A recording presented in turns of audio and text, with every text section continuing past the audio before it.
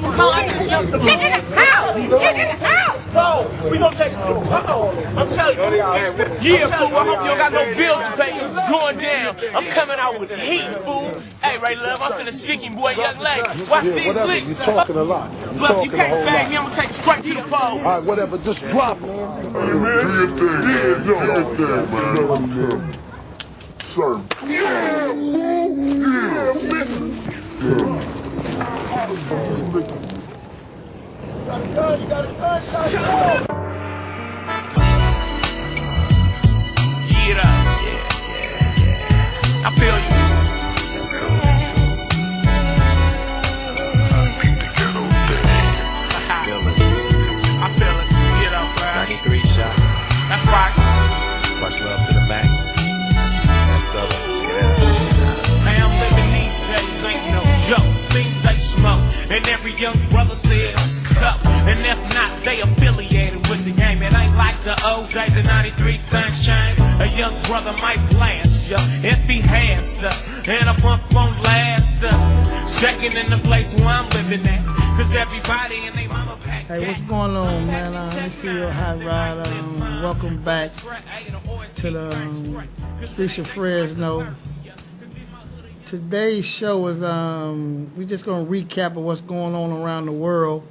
You know, with the Black Lives Matter and the police brutalities, and just really, like I say, what's going on around the world. You know, I got some very powerful young brothers from West Fresno.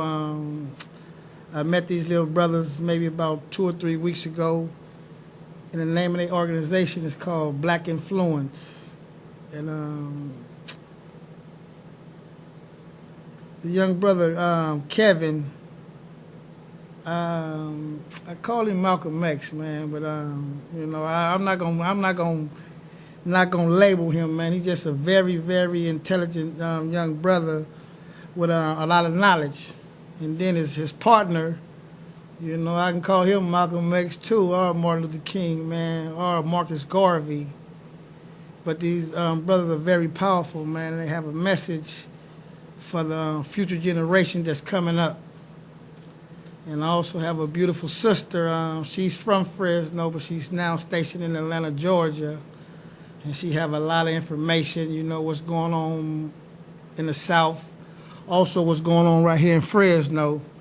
You know, Brother Floyd couldn't make it. You know, he called me, say they was going to be in his garden day, you know, harvesting, you know, which is a good thing that he do right here in West Fresno. And I also have a young black filmmaker, man. I met his mom as Frank Gage when I was up there organizing my celebrity benefit basketball game, September 3rd, that I'm gonna talk about. And then got my boy Mario. Like I say, he my eyes and the ears in the community.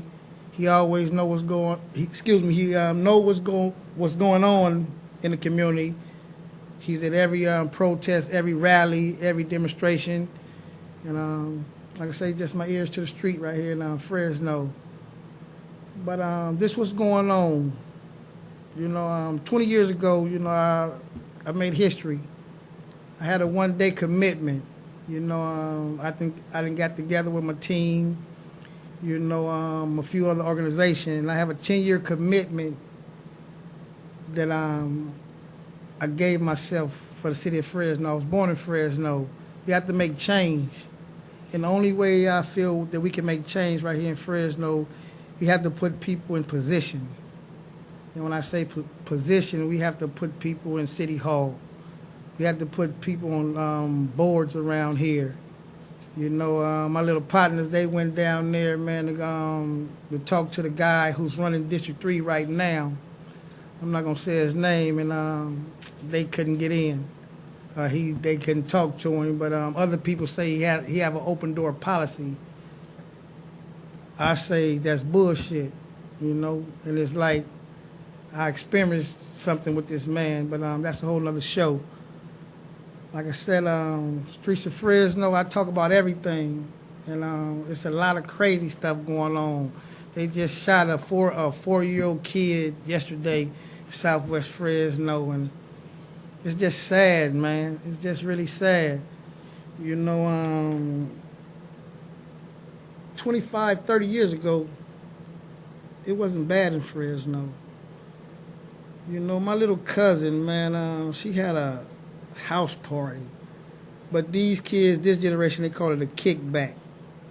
And when I didn't know she was having, when I got home, seen like 60 kids, man, and I'm like, whoa, what's going on? You know, but they conducted themselves as little teenagers, sweet 16. Happy birthday, little cuz. Happy birthday, Zimri. Happy birthday, man. They're my great nieces and great nephew. But I'm going to go to commercial, man, and come back with my first guest. I'm going to call my big homie, Big Wee. You know, he's helping me put the celebrity basketball game together on September the 3rd. Be right back. Days of 93, things change. A young brother might blast ya if he has to. And a punk won't last. Second in the place where I'm living at. Cause everybody and they mama pack gas. Unpack these Tech 9s, it might live fine. But a track 8 always keep things straight. Cause it ain't nothing like suburbia. Cause in my hood a young soldier might. Hey, what's going on, man? We back live at Streets of Fresno. Like I say, I got my big homie, CJ Jones on the phone. You know, everybody know him as Big Wee. What's up, big bro? Man, doing well, man. Doing well out here, man. Trying to save these kids, baby boy. How you doing? I'm blessed, man. You know, you live on the Streets of Fresno, baby. Yeah, he need to hear it. We need to wake him up today, baby. He need to get woke up today. You know what I mean? Yes, sir. Yes, sir. So, it's like this, bro. First of all, let me tell you, I love you, big homie, and I respect you. And you most definitely, I am listening. You feel me? Yes. And like I say, we it's time, bro. You and Tony Perry, man. Man, y'all my heroes, man. Y'all my mentors because what y'all do for them little brothers on the west side, y'all get them there, bro. You feel me? Yes. You know, I'm gonna tell you something, man. You know, we all got a gift, man. You know, when God give you a gift, you can't run away from it. You know what I mean? And what he did a long time ago. You know, I had a couple friends. I had a friend of mine named Ramsey Bailey.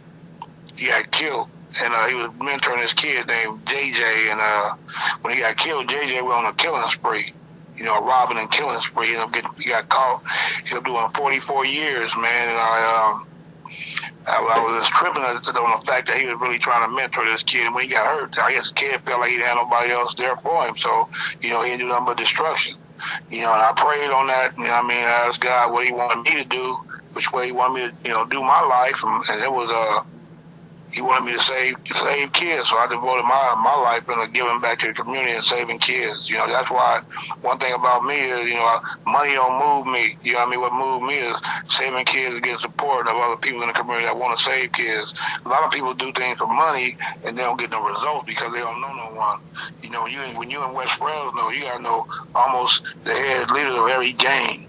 You know, I mean, people talk about they know these guys, don't know these guys, just get resources and run around in Cadillacs and don't live Yes, sir. Yes, sir. Yes, sir. Yes, sir.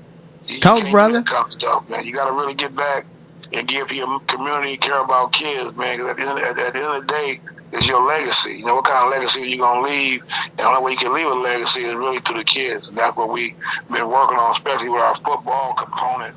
You know, Tony got a great component. We done sent over 187 kids, D1, full ride scholarships. Yes. All of them came back with their degrees. We have former guys in the NFL, Ricky Manning, Robert Golden.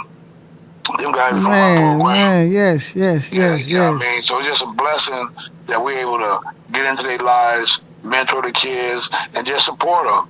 And the cold thing is this, you know, we take them all across the country, and we don't even charge them.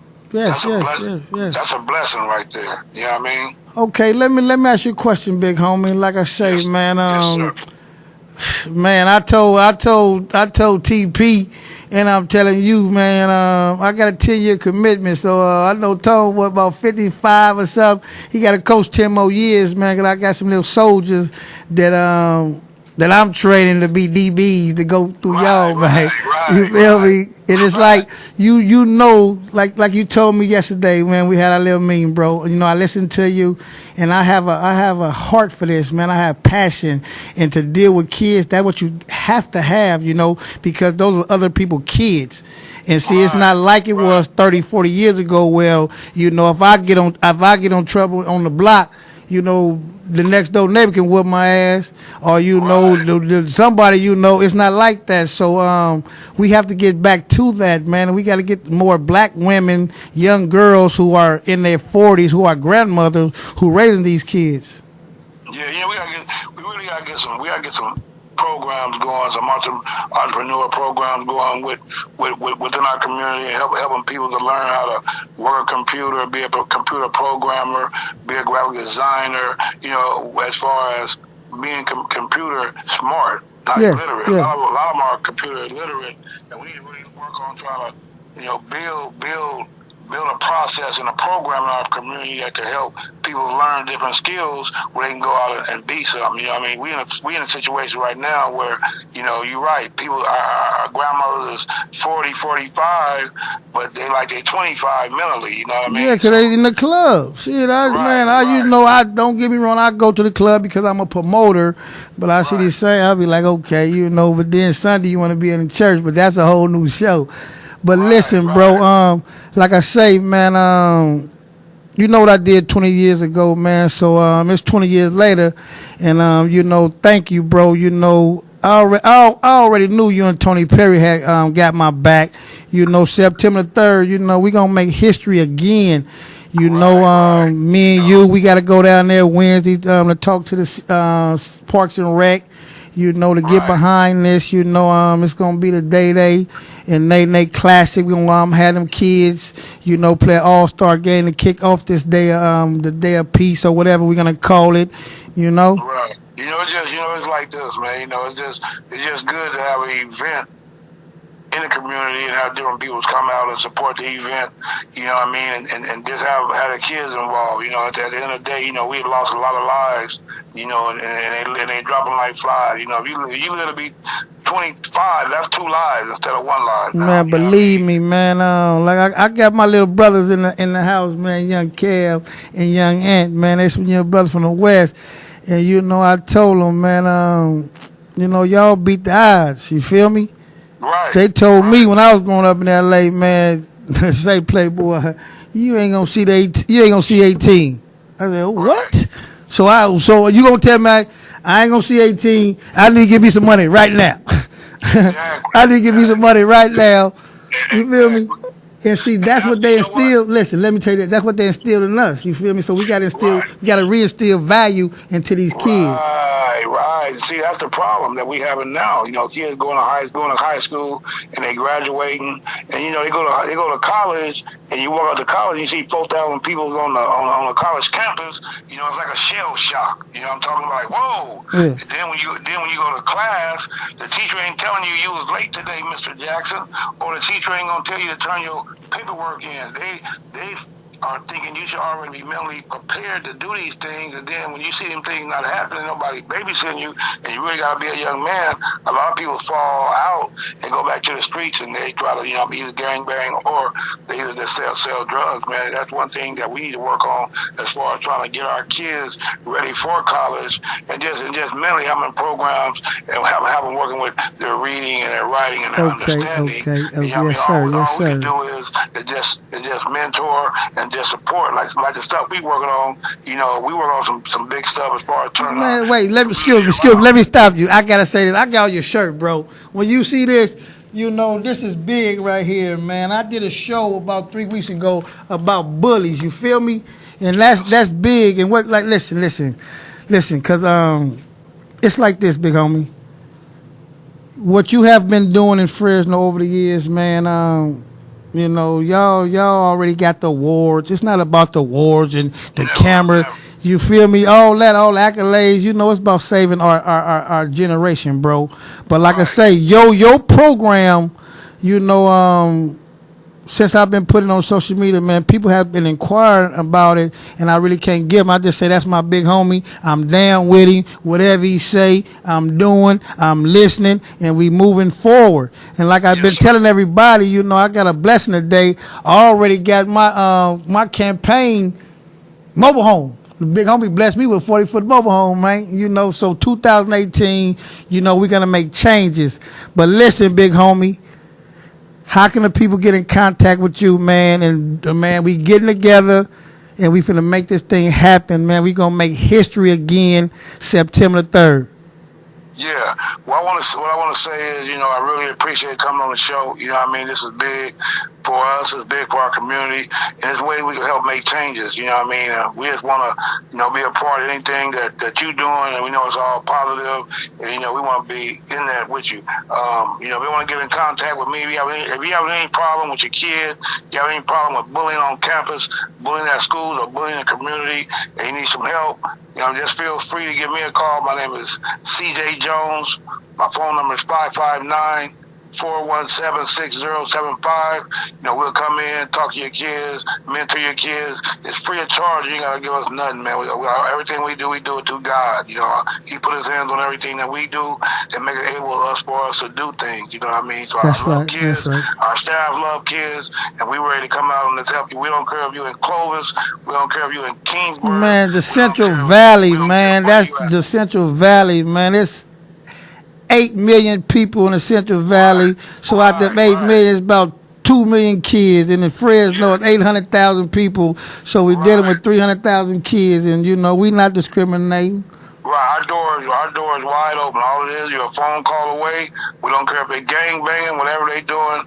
If you feel you need help, just give us a call. We're there for you, man. I really appreciate being on your show today, bro. And I'll be talking to you real soon. Keep striving, keep working hard, man. Stay blessed, baby. I love you, big homie. All right, love you too, man. You have a great day. All right. Yeah, that was CJ Jones, Big Wig in the community. I'm going to go to a quick commercial, man. I'm going to bring a very, very powerful young brother by the name of Kev with Black Influence.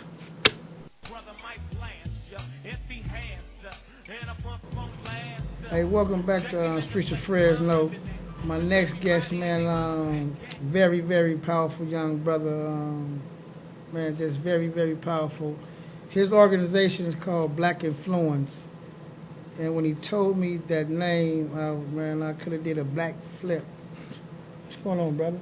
How you doing? I'm blessed, man. So, tell me why your company's called Black Influence, the organization. It's called Black Influence because that's the thing we're trying to do. We're trying to, you know, create more black influential figures that really do the groundwork, you know. And with the groundwork, I mean be there as a mentor, you know, to little kids and raise them up to think differently, to think critically, because we got all these influential figures on the TV, you know, and they're not really there in person to give kids the guidance that they need. And at the same time, it shows the kids what they want to be. They want to be football players, they want to be basketball players, and they want to go to that, you know, to that direction, but they don't understand what comes with that direction and the culture that's in that direction. You know, because I played football. So when I played football, you gotta understand that I seen that I had to sign a contract to where I couldn't really give the information to other people, whether it's Facebook or Twitter or anything. I couldn't, you know, be the influential figure from that stage the way I wanted to be. I had to be mindful of my tongue.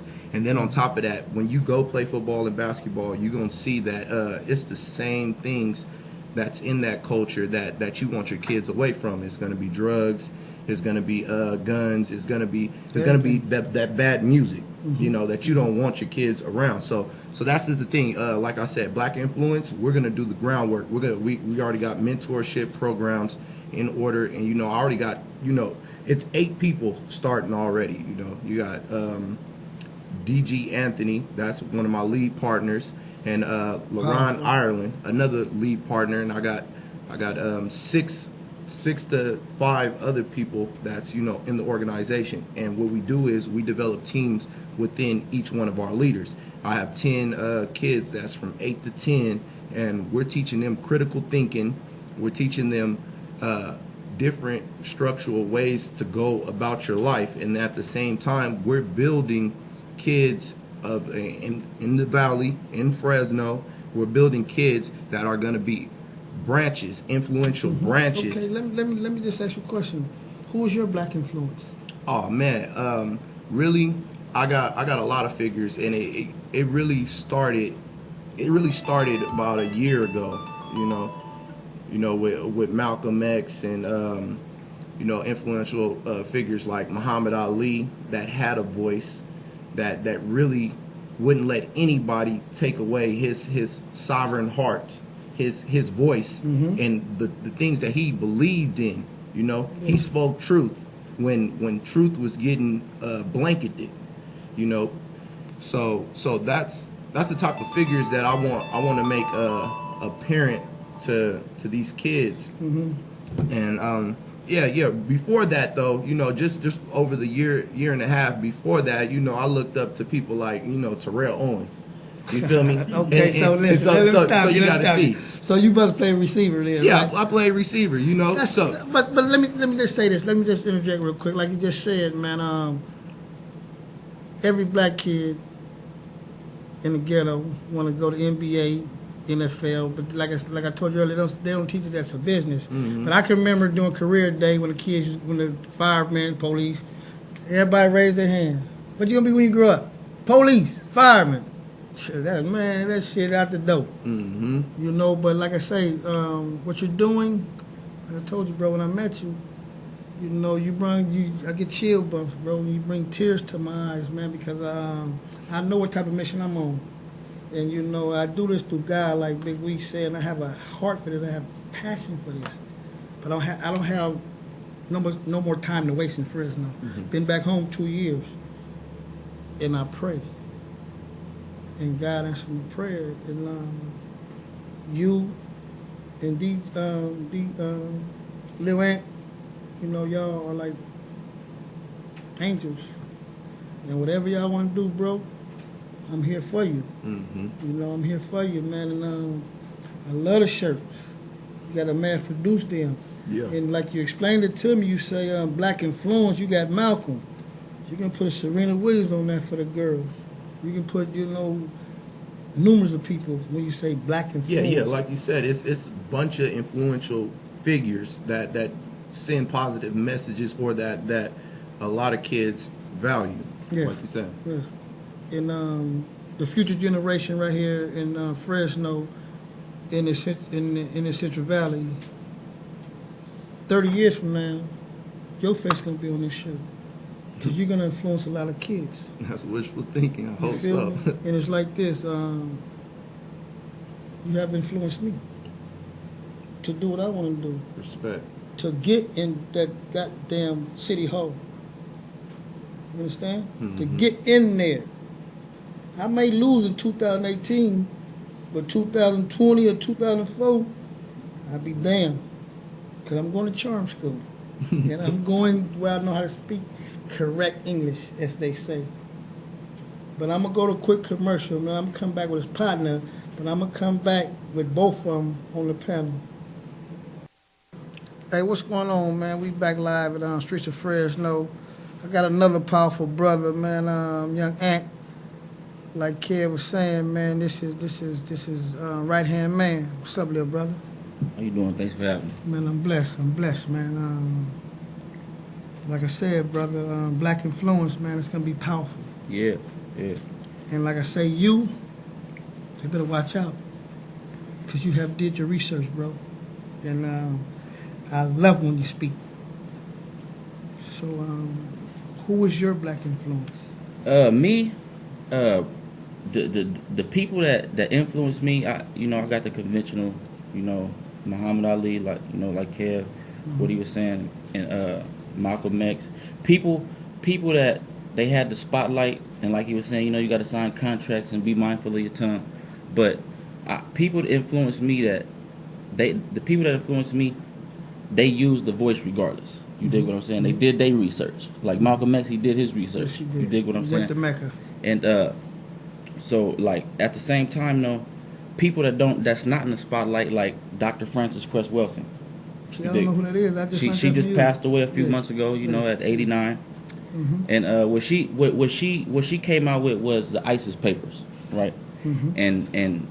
And she brought to light the psychological element of the way we think dealing with white supremacy. Yes, You sir. dig what I'm saying? Yes, So sir. Yes, sir. Yes, that's the whole thing about black influence, because yes, we want yes, to wake the children up, because unfortunately the elder generations, you know, no disrespect, Shit, they lost. yeah, they lost. Especially in Fresno, bro. Keep that shit 100. Keep that shit real on your show. Yeah, so you know what I'm saying? So they're lost. So it's gonna take the kids to save us. Yes. That's Goddamn my right. personal. Man. You know, I'm not sure I speak for it, but that's my personal. Okay. You Let dig me what I'm saying? let me just interrupt you briefly. Like I said, when I was a kid, 1979, they said, "We are the world. We are the future." Mhm. You understand? That was the biggest song. You feel me? We sang that at my sixth grade graduation. We are the children. We are the world. To what? Okay, like I say, my big homie was like, "Man, they're gonna kill you at 18." They gonna do what? Like, I gotta have me some money. And see, that's what influenced a lot of us. And you know, I played In my era. I played the money game. You know, Yes, sir. I Yes, went sir. to jail for Yes, sir. money laundering, trafficking, the whole, all of that. It's not worth it. The time you spend incarcerated and institutionalized, it don't make up for no dollar. I've been- That's paper money. You did, Yes, yes, yes, yes. See that? Yes, my sir, yes, my sir, whole yes, sir, my yes, whole sir. part of my position in the Yes, Black sir. Influence Organization is to remind everybody, especially the children, know that we are the original people of the planet, Yes, and we're first sovereign. man. Yes, So, yes, yes. if my point is to eventually, all this money and laws and all that, all the rhetoric, it's rhetoric. You know, there's no destiny, there's no point. It's just a big circle, a cycle. You dig? Yes, I want to inform our children. You dig what I'm saying? Our people on that, so we could work together in becoming sovereign, a free people like we was. See, they could. My biggest thing is compartmentalization. They compartmentalize things. You put this over here, and you separate it, and that's that. You dig? That's why they say it's politics, and it's school, and it's religion. That's a delusion. That's sir. artificial. Yes, That's sir. an Yes, sir. artificial Yes, sir. life. Yes, sir. You dig what I'm saying? So, Just let me say this. You know, I wanted to say this on the show because you said that. You said it's not worth it, and you're right. In 1995, man, I was in Yankton, South Dakota, in federal prison. I was in drug. They started something called that got us out early and stuff like that in the 90s. My facilitator, he said, "Mr. Johnson, at your highest, how much money that you ever had?" I said, "Cash or ever messed with?" He said, "Cash." I said, "Sir, in 1991, in Omaha, Nebraska, I had like 312,000 cash in a safe." But he broke it down to that 10 years. He said I was only making like $1.60 an hour. So that's what you're talking about. And I'm like, you're crazy. But he broke that shit down. yeah. But you see, the earth, we're already rich, man. We're already wealthy. Goddamn You dig what I'm right. saying? Your Through Social our, Security number is from right, everything from not the Social Security. That's part of the rhetoric. What I'm sir. saying is we're wealthy because our genetics. Yes. We're wealthy because we're compatible with the earth, with the sun. You dig what I'm Yes, saying? sir. Yes, sir. Yes, sir. And no matter what, the whole world will be melanated again. Yes, sir. You dig what I'm saying? So, I just wanna awaken our people to the whole truth. No compartmentalization. You dig what I'm Yes, saying? sir. No, Yes, sir. Yes, no sir. separating Yes, this sir. from that. Yes, I want yes. the whole truth. You dig? They said like the natives. They say it was the Mongoloid people, right? But before the Mongoloid people came across the Bering Strait from Alaska, there was melanated people over here. Yes, You sir. dig what I'm Yes, saying? sir. Yes, sir. So I gotta stop you. I'm gonna bring you and Kev back. But like you say, bro, like I say, I was in Etta Bean, Mississippi. I'm gonna say this, then I'm gonna bring the doctor up. I was at Etta Bean, Mississippi, man. I met some older brothers, man. One of them 79, one of them 81. I'm not African American. I'm not black. I'm a first descendant of slave, meaning the first people. What you're talking about? Go to quick commercial. Let's bring the doctor up. Welcome back to Streets of Fresno. My next guest is Dr. Jean Kennedy. I had the pleasure of meeting this beautiful black woman at a rally here in Fresno. She's from Fresno, but she's in Atlanta right now, and she have a lot of information on what's going on in the South with the police brutality, and she also works real hand in hand with Brother Harris, who's not here. How you doing, beautiful? I'm all right, my brother. Pleased to be here on your show. Yes. All right. Mm-hmm. Love those hugs. What's going on down there in the South? Well, I tell you, I think that what you see happening is beginning to be nationwide. We have our own issues going on down there, and we are supporting the Black Lives Matters movement. Right? This is a national and it's an international movement. Yes. People have to get real serious and understand what that even means when we say Black Lives Matters. You know, we have even candidates, political candidates, that will put that on their flyers, Black Lives Matters, even when they're running their own platform. You see that even going on in the national presidential area with the Democrats anyway. Yes. So we have our own issues going on too. And let me say that my doctorate degree is in organizational psychology, which is really industrial psychology. Mm-hmm. So I very much understand systems and organizational behaviors. And what I see happening today with this institutionalized racism that has just perpetrated itself through our community, we have to say enough is enough. Yes, it is a cancer. The Center for Disease Control needs to identify racism as an epidemic. It is a cancer that is killing this nation, a beautiful country that has so much to offer, and yet it is dying from the inside out with this cancerous hate that has come into play. But let me ask you a question, Dr. Kennedy. You know, we was having a discussion, we was having a meeting, and then someone brought up the topic that that everybody have a little racism in them. Do you believe that's true? Well, then you have to understand racism is a learned behavior. It is Listen, it is part of post-traumatic stress. Yes, it is. The Yes, white it is. folks got it because they were rewarded to have someone that they could control. So they got to have some part of the disease. You can't be in an infected area and people aren't infected on both sides of the fence. We may have ours because, again, we're coming out of post-traumatic stress from being in slavery by trying to even understand who we are as a people.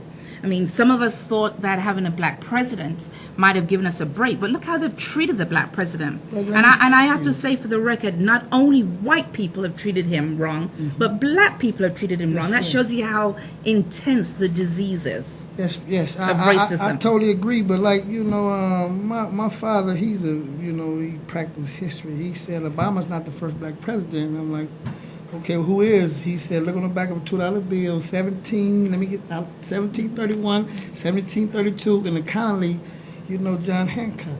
But that's another show. But what brings you to Fresno? And what, like I say, when I met you, you said a guy had got killed in Atlanta and in Georgia. They came to his job. Yes, so let's tie that in because even when you mention the black president, yes, we've had others, but you learn by your mistake. You can't keep doing the same thing over and over and over. That's insanity. So we do have a situation in Smyrna, Georgia, where, by the way, Georgia is trying to keep this thing under wraps, and I want to make sure that the nation hears this. We have a situation that took place a year and a half ago in Smyrna, Georgia, where a young man by the name of Nicholas Thomas was on his job, a black man who had a job. These days we can hardly get our brothers to find jobs or to get jobs or to be offered jobs. Here's a young black brother, 23 years old, on his job, owes for a misdemeanor ticket that he got, traffic ticket that he got, owed them $173. Did you hear me? $173. The police decided in Smyrna, and the Vining police and Clayton police, they decided, you know what? We need to go to this brother's job and serve him a subpoena so that we can get this money. I mean, is the economy that bad that you got to come to somebody's job to collect $175? I think it is. I was in the South. I think it is in the South. Listen, in some parts. These things begin to set a standard. When you get away with one thing, one place, you're just setting a standard for other places. Yes. I consider what I'm going to say as workplace violence. And as a psychologist, we talk about workplace violence. And if the police is allowed to come to our jobs to create workplace violence, they are as guilty as anybody else who comes into your job and uses a weapon. This young man is on his job at the Goodyear's Tire, They come into his job. They call his employer to see if he's at work. They said yes. They told the employer, don't tell him we're coming. They come on the job, surround, ambush the entire Goodyears. And if you notice the way Goodyears are, they're all pretty much designed the same way. So it's a flat building. It's a bungalow building. They surround the entire building. This young man is in the car, a customer's car, moving it to the next points. And he sees all these police around. And obviously, as a black man today, we're fearful. When you see that many black police around you, you got to figure they're coming for you. Even when you ain't done nothing wrong, you think they're coming for you. We're like trained for that. You don't put your hands up. We got it. I mean, we've got it. We're training our children what to say, our brothers what to say when the police comes upon them. And so here they come to this man's job and decide that they're going to let out the canine dog off the leash. Now, this brother is not a violent. He doesn't have violence in his background. He has no weapons on him. He is on his job doing his 8-to-5 job like anybody else. And they let go the dog. The dog begins to run around the car. He's in a customer's car now. And, of course, brother's got some good sense. Brother Nicholas says, I am not getting out of this car for this dog to jump on me, because then I've got to push the dog away. And, the dogs are 4-legged police officers, too. Man, killers. All right? They kill us. They're not letting up. They kill us for real. All right? And so he sits in the car and says, I'm not getting out of this car. And I guess that's not good enough for the police, who have come, taken time out, taken the taxpayers' money, ambushed this man's workplace. And they decide, well, if he's not going to come out the car, we'll figure out a way to get him out the car. And, of course, we all know how this story ends, because the police has the training that they're getting, which is shoots and ask questions later. The training says, let us find a way to neutralize the threat. So when you shoot somebody in the back, when a bullet goes in the back of anybody, that's murder. That is not neutralizing a threat. That person is not a threat to you. I want to make sure that we understand that they're trying to keep this one quiet, because the mother is asking, how in God's name does my son go to work and get shot at the job? He's not in a gang. He's not breaking into someone's store. Let me ask you a question, Dr. Jean. What are they doing in Smyrna? How you pronounce Smyrna, Georgia? Smyrna, Georgia. What are they doing? Well, listen to me. They have shut down twice the city council meeting, because the same police who they always have to have an scapegoat. The one police by the name of Officer Owens, they decided, well, he's gun. We'll let him be the one that takes the fall. And so they charge him, but then they let it go. There's no charge to it. They said he's not guilty. He was just doing his job. Wait, he'd never been in front of a jury amongst his peers? The jury said the white man is not guilty. Now listen, I try to call everybody brothers, okay, because it helps to keep my anger down. It helps to keep me on accord. So so I call white man brother, black man brother, whoever, just until you give me some reason not to call you brother. This police officer then is not charged. They let him go. They said there's nothing to charge him with. He was doing his job. To put insult to injury on Black History Month. These people really know how to rub in the salt. Black History Month, they decide to promote this killer cop to a lieutenant. Okay. So as I speak today. When are you going back to Georgia? I got to get you back. I got to get you on the show. I will get you on the show in 2 days, because you have to finish the story. Like I say, you're beautiful, and I'm here. Whatever we can do here in Fresno. I did a show. Me and Mario did a show. It was a guy that his grandparents, they wanted me to do a show. He was murdered in Tennessee in police custody. Now, he was a bodybuilder, but they try to say he was mentally ill and stuff like that. The police are not trained to deal with people with mentally ill. And it's sad, because, like I say, the brother had a job. But, Doctor, you have to come back, please. And I don't want to just tell a story. I really want us to say, so what do we need to do? We need to treat this case that I'm telling you the same way we treat the Mike Brown's case. It is a Ferguson case. We need to get in our vehicles, go into those cities, and support the people who are holding the fort and saying Black Life Matters. And so I'm encouraging your listening audience to find a way to mobilize yourselves and come into Smyrna, Georgia. We'll feed you. We'll clothe you. But you need to come and support us. We can Skype in? All right. Hey, Skype us in. Do what you got to do. This is a very, very powerful black woman. And When are you going back to Georgia? I can get you, You the did couple. say Yeah, that. I'm going yeah. back sometime in September. Okay, well, we Yes. got to get you back on the show. Yeah, I want to give Yes, this. And yes. because I'm going to do a do whole want- show with just you. Okay, because Yes. I really do want to show how yeah, civil rights is yes, working yes, today. Yes. My next guest is a local filmmaker, and he's bad.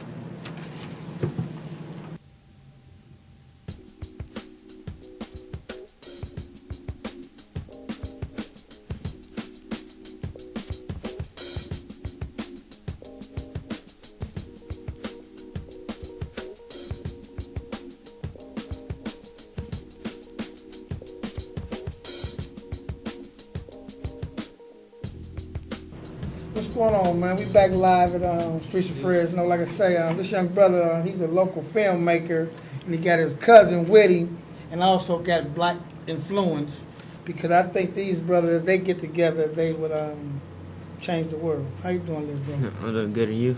Let me just ask you a quick question, man. What Yes. inspired you to make this film?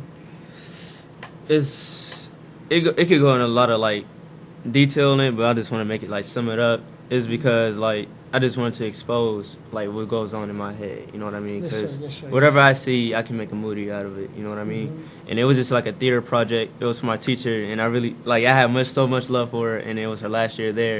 And I just wanted to see what I want her to see what I see. You did this in high school or college? High school. I did this in high school my senior year. Yes. That's beautiful, man. Yes. Finish. Oh well, so yeah, that was just all. Like I just wanted her to see what I see in my vision, and then she showed me throughout my high school year that it's to show off your creativity, what you got. Exactly. You know what I mean? So, and then I just wanted to make something with my boys, you know, and then they feel part of something, Yes. and I want everybody to feel a part of something because, you know, I don't want them being bored doing nothing, so I have to put That's them in right. doing something. Like I say, now you, little brother, this is the cousin, you know. I think, you know, when I saw it, I said the little brothers made trailers. A lot of people don't know what that is.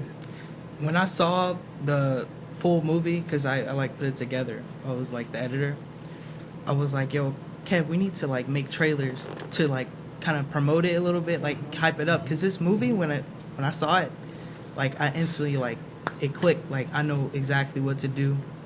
What? How old are you? I'm 16. Wow. Yeah. And Can I work for you?